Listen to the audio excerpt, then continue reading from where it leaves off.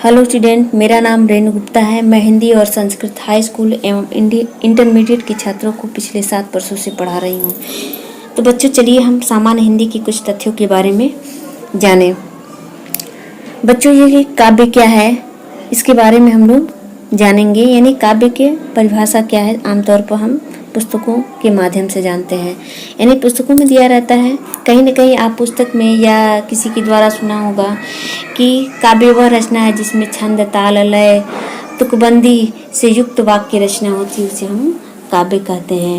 यानी काव्य में लय, ताल, छंद, तुकबंदी से युक्त रचना को हम यानी काव्य कहते हैं, कविता कहते हैं। यानी काव्य पद्यात्मक एवं छंदबद्ध होती है। ऐसा आप अपने बुक में पढ़ा होगा, सुना होगा। यानी बुक में ये भी इसकी परिभाषा दी रहती है, दी गई होती है कि कविता में लय, ताल, छंद, तुकबंदी से युक्त रचना को हम काव्य कहते हैं।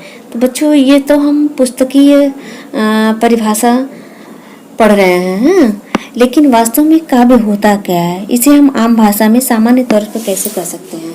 तो आइए काव्य की विशेषता यानी काव्य की प्रवृत्तियाँ क्या होती हैं, इसके बारे में जानते हैं। ठीक है, काव्य को यानी पद्य को काव्य भी कहते हैं, पद्य को काव्य कहते हैं। इसमें कविता प्रधान होता है। अब देखिए, कविता प्रधान, कविता का मतलब होता है कि हम उसे गा भी सकते हैं, उस वाक्य को गा सकते हैं जो पदबद्ध होता है, यानी पदों से बंधा होता है, उसे हम गा सकते हैं। वह एक आनंद का साधन है। यानी इस कविता को गाने से हमें क्या होती है, आनंद की अनुभूति होती है। ठीक है, अब दूसरी प्रवृत्ति इसकी क्या है कविता की, यानी काव्य की दूसरी प्रवृत्ति, तो कविता पद्यात्मक एवं छंदबद्ध होती है। कविता क्या होती है, पद्यात्मक एवं छंदबद्ध होती है। पद्यात्मक क्या होता है, अब देखिए, पद्य वह विद्या है, पद्य वह विधा है जिसमें किसी कहानी या मनोभावों को कलात्मक रूप से किसी भाषा के द्वारा व्यक्त किया जाता है। यानी पद्य जो है क्या होता है, इसमें मनोभावों को कलात्मक रूप से यानी वाक्यों की कला के द्वारा किसी भी भाषा के द्वारा अभिव्यक्त किया जाता है, वह पद होता है, वह काव्य होता है, वह कविता होता है। ठीक है, एवं छंदबद्ध होती। छंद मतलब क्या होता है, मात्रा। बंध मीन्स बंधा हुआ, यानी जो मात्राओं से बंधा होता है। कविता क्या होता है, मात्राओं से बंधा होता है।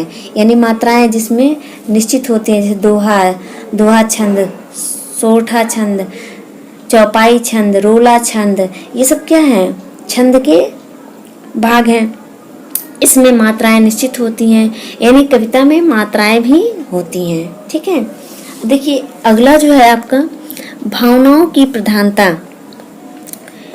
यानी काव्य में भावना की प्रधानता पाई जाती है। इनकी एक और प्रवृत्ति है भावनाओं की प्रधानता। जैसे आप किसी भाव की किसी वस्तु के बारे में किस भाव की अनुभूति कर रहे हैं, हंस रहे हैं, क्रोध कर रहे हैं, उत्साह में हैं या दुखी हैं, यानी इन सब भावनाओं का समावेश होता है किसमें, काव्य में। काव्य में हम भावनाओं को, अपने मनोभावों को कलात्मक रूप से प्रस्तुत करते हैं, तो उसमें भी क्या होती है, भावनाओं की प्रधानता होती है। अब देखिए, अब जो है अगला जो है आनंद की अनुभूति करते हैं। काव्य में क्या करते हैं, आनंद की अनुभूति करते हैं, आनंद प्रदान करता है। यह काव्य को पढ़ने से हमें आनंद की अनुभूति होती है, आनंद की प्राप्ति होती है।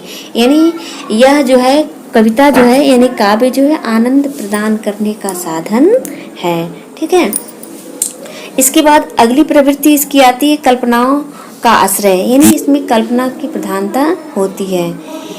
काव्य में या कविता में यथारूप चित्रण नहीं मिलता है। यथारूप में नहीं, रियलिटी नहीं होती है, वास्तविकता नहीं होती है। कविता में बढ़ा चढ़ा करके अपनी बातों को प्रस्तुत किया जाता है।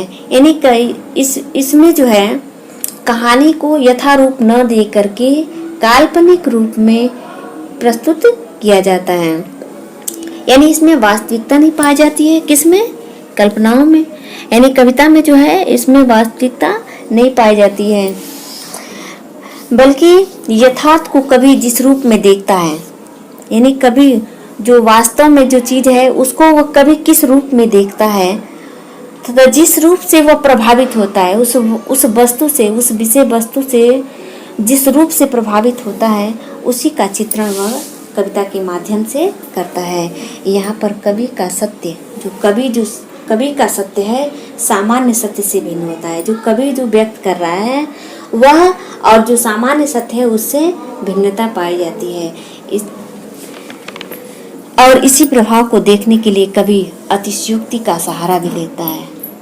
किसका सहारा लेता है? अतिशयोक्ति का। अतिशयोक्ति में बढ़ा चढ़ा करके। इसलिए काव्य में अतिशयोक्ति भी दोष न हो करके अलंकार बन जाती है।